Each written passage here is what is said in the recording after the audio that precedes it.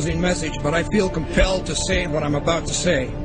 Now, I risk sounding like a conspiracy theorist, but it's no longer a theory. What I'm about to say is fact. The secret organizations of the world power elite are no longer secret. They have planned and are now leading us into a one-world communist government.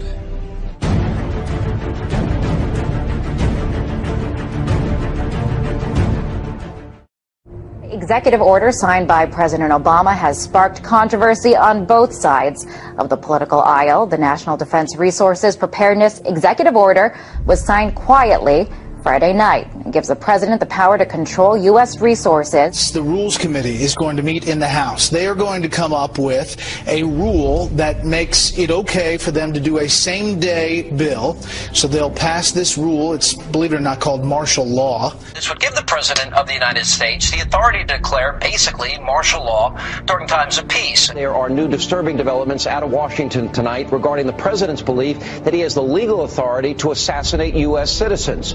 Incredibly enough, it appears that our commander-in-chief actually believes that authority exists not only on foreign soil, but right here on American soil as well. But Senators McCain and Levin have added this legislation which would authorize the president to declare the entire United States of America, all 50 states and all territories, to be a battlefield, right, even though there's no battle, thanks be to God, going on here. War on terror is different. And that would authorize him to use commander-in-chief authority in the United States, to use the military to arrest people in the United States who, in the president's opinion, are enemies of the country.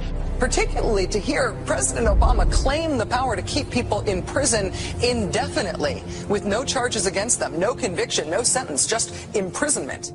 Joining us now is former Secret Service agent Dan Bongino. Dan, thanks a lot for joining us.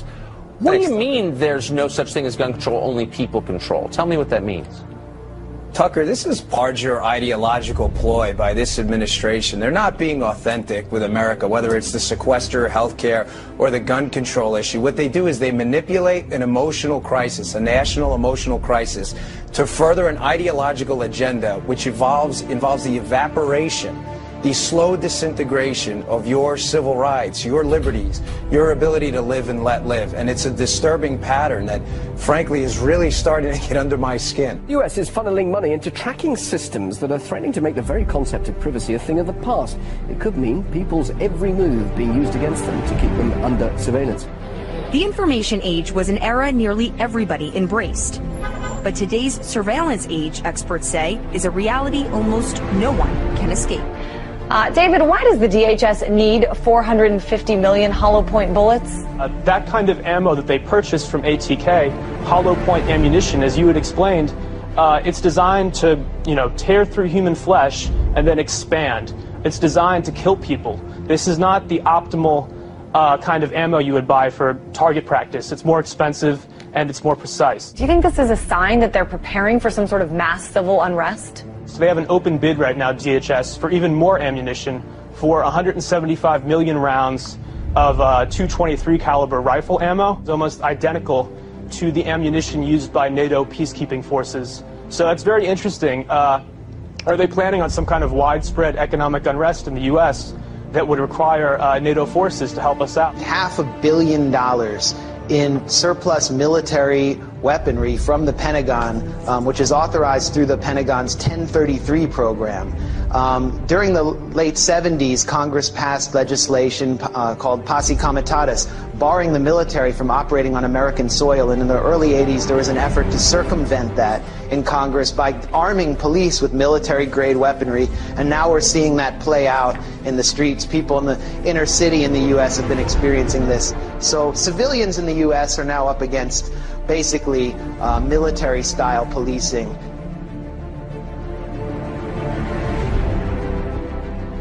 The battle against terrorism involves all of us. Everybody in this country is a potential terrorist. The Department of Homeland Security sent to law enforcement agencies across the country warning about the potential for an increase in right-wing extremist activity.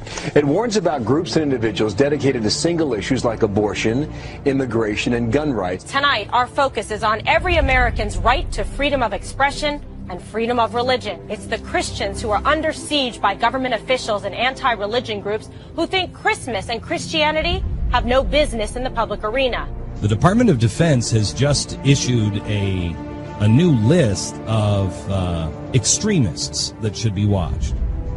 And on that, in fact, number one, past the Muslim Brotherhood and past Hamas, Hezbollah, number one, evangelical Christians. We begin tonight with a newly leaked U.S. Army military police training manual for what they are calling civil disturbance operations. The Army manual outlines the plan to kill rioters and demonstrators in America. That's right, they have plans to confiscate our firearms and kill American citizens on U.S. soil. This during a mass civil unrest, I guess, shooting innocent civilians perhaps. And it goes on to describe how prisoners will be processed through internment camps. Wow. So there you have it. Our own military being trained for armed conflict with U.S. citizens. They're being trained to confiscate our guns in preparations to process us into camps during civil unrest.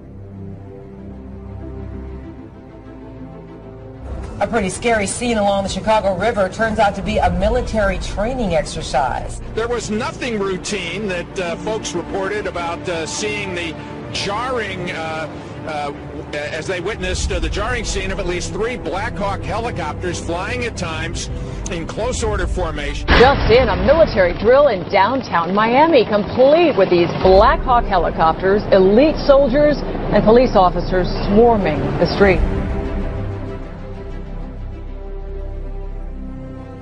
Take a look, swing back over here. This may be involved in this training or not. Again, let me tell you what all of this is that we know of. It's a joint military training exercise involving local police, also military. Sight of Army helicopters and the sound of gunfire created a lot of concern this afternoon in one Houston neighborhood. There were armed men in fatigues, plenty of weapons, and what many thought were real live rounds.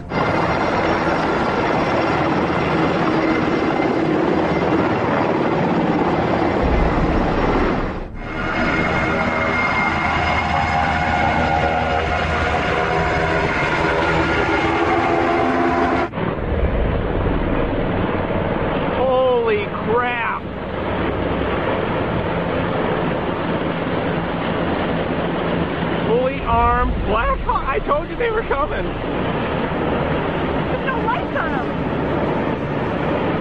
They're like bugs. So here's the article by Steve Watson. Military helicopters conduct covert exercises over U.S. bank buildings. This is all part of other drills going on to acclimate the public to being attacked by our own military that are happening here in the United States. Here it is. LAPD and elite military units conducted extraordinary counterterrorism training in the skies above downtown LA tonight. At one point, they made what appeared to be a drop-off at a park. Within seconds of landing, the helicopter was back in the air. It was a strange sight in the skies over Los Angeles. Military Special Forces flying a practice mission last night, and there are more exercises scheduled for today. The entire city of Boston is in lockdown. In the suburb of Watertown, police with guns drawn are searching door to door. I mean, we had martial law up there. FBI and all these agents coming in, closing things down, going to people's houses.